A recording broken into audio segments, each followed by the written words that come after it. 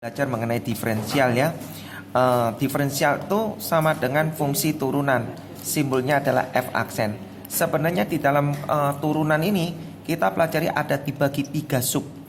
Bagaimana dalam bentuk aljabar, bagaimana dalam bentuk trigonometri, bagaimana dalam bentuk eksponen. Ya, saat ini yang saya ajarkan dulu, Koapin ini ngajar dalam posisi dalam aljabar. Ya, nomor 1. Fx sama dengan x pangkat n. Berarti f aksen x-nya ini adalah gini logikanya. Pangkatnya turun, terus pangkatnya dikurang 1. Pangkatnya turun, terus pangkatnya kurang 1. Nggak ngerti? Tak kasih contoh. Fx sama dengan x pangkat 3. Berarti f aksen x 3 ini turun, pangkatnya kurang 1. Berarti 3 kurang 1, 2. Jadi 3x kuadrat. Yang kedua, ya, kita pakai soal fx sama dengan ax pangkat n. Apa bedanya kalau depan ini ada angka? Sama konsepnya. Pangkatnya turun, A kali 0 n dikali x pangkat dikurangi 1. Contoh, fx sama dengan 2x pangkat 4. Berarti f aksen x-nya 4-nya turun, 2 kali 4 8. Terus dikali x dikurangi 1 pangkat 3. Bagaimana kalau soalnya pangkat pecahan? Sama seperti ini nomor ini. Fx 2x pangkat setengah. Setengahnya turun, 2 kali setengah. Berarti 1 x pangkat setengahnya dikurangi 1 min setengah. Oke, lanjut. Bagaimana kalau tipe yang soal nomor 3, fx sama dengan c konstanta. Setiap konstanta diturunkan itu hasilnya 0. 4 diturunkan 0, 5 diturunkan 0. Oke, lanjut. Posisi nomor 4. Bagaimana kalau kita punya soal fx sama dengan ax pangkat n plus bx pangkat m. Ya, ini sebenarnya dalam bentuk penjumlahan pengurangan. Kita kasih contoh dulu. Dalam bentuk penjumlahan sama pengurangan sama. Contoh fx sama dengan 2x pangkat 3 plus 2x. Kalau diturunkan ya ini 2 kali 3 6. 6x pangkat dikurangi 1, 6x kuadrat. 2x nya berarti jadi 2. Oke. Bagaimana kalau tipe soal nomor 5? Kalau tipe soal nomor 5 kita punya fx sama dengan u kali v. Berarti kalau diturunkan f aksen x-nya adalah u aksen kali v plus v aksen kali u. Nah, kita kasih contoh. Fx sama dengan ini kali ini. Bagaimana soalnya? Ini kita misalkan u, ini kita misalkan v. Berarti rumusnya f aksen x-nya adalah u aksen kali v ditambah v aksen kali u. U aksennya berapa? Kalau ini diturunkan x kuadrat diturunkan 2x. 2 kan hilang. Ya, berarti konstanta. Terus U aksen kali V. V-nya berapa? Tetap 2x plus 1. Ditambah V aksen. V aksennya berapa? Ini kan V. 2x plus 1. Kalau ini diturunkan kan jadi 2. Ya kan? 2 kali U. U-nya mana? Ini. Oke? Nanti dilanjutkan sendiri. Tinggal kali-kali. Nah, sekarang yang jadi kontroversi itu begini. Ya. Bagaimana kalau aku punya soal, Koapin punya soal fx sama dengan sekian. Ya. Nah, sama dengan soal seperti ini. Cuma ini Koapin ini tak kalikan dulu. Ini kali ini, ini kali ini, ini kali ini, ini kali ini. Oke. Nah, terus baru tak turunkan.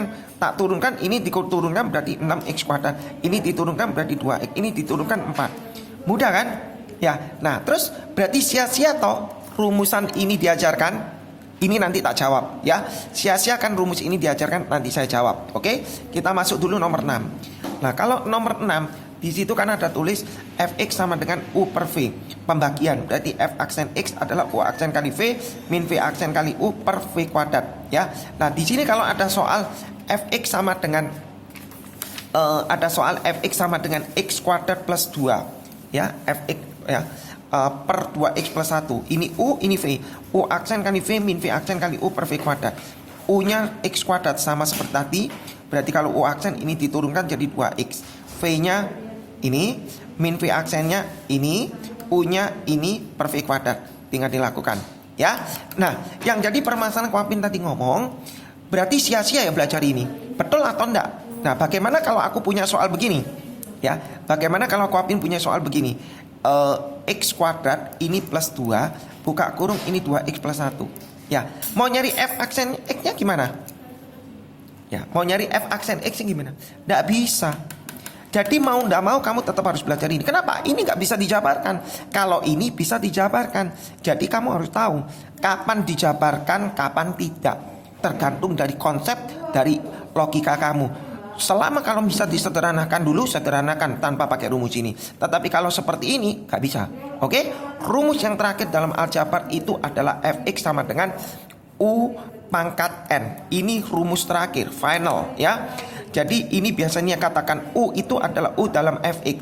Misalnya kalau aku punya f aksen x, berarti n ini turun, ya, U pangkat N-1. Kasih contoh. Misalnya kalau Kuapin punya Fx sama dengan X kuadrat plus 2 tutup kurung pangkat 2. Ini Kuapin jabarkan dulu. X pangkat 4 plus 4X kuadrat plus 4. Ini setelah begini, setelah dijabarkan diturunkan. Berarti 4X pangkat 3, di sini 8X. Nah, pertanyaannya Kuapin begini.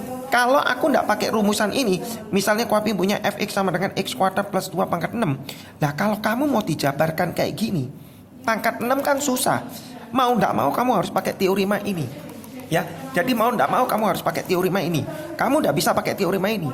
Kalau seperti ini kamu jabarkan susah. Maka 6-nya kamu turun, 6 turun, tutup kurung, pangkatnya kurangi 1 jadi 5, ya kan? Dikali dalam kurungnya ini 2X. Berarti ini kali ini 12X, ini tutup kurung pangkat 5. Yang terakhir, Fx sama dengan akar ini X kuadrat plus 3X. Nah, ini disederhanakan tutup kurung pangkat setengah. Pangkatnya turun dulu, tutup kurung X kuadrat plus 3X pangkat setengah ini kan setengahnya turun. Terus pangkatnya dikurangi 1. Kalau dikurangi 1 jadi minus setengah. Dikali U aksen. Ya, dikali U aksen. Ini dikali U aksen. Yang namanya U aksen itu adalah ini 2X plus 3. Oke? Kalau tidak ngerti bisa chat, ditulis di deskripsi ini. Oke, selamat belajar. Bye, keep it.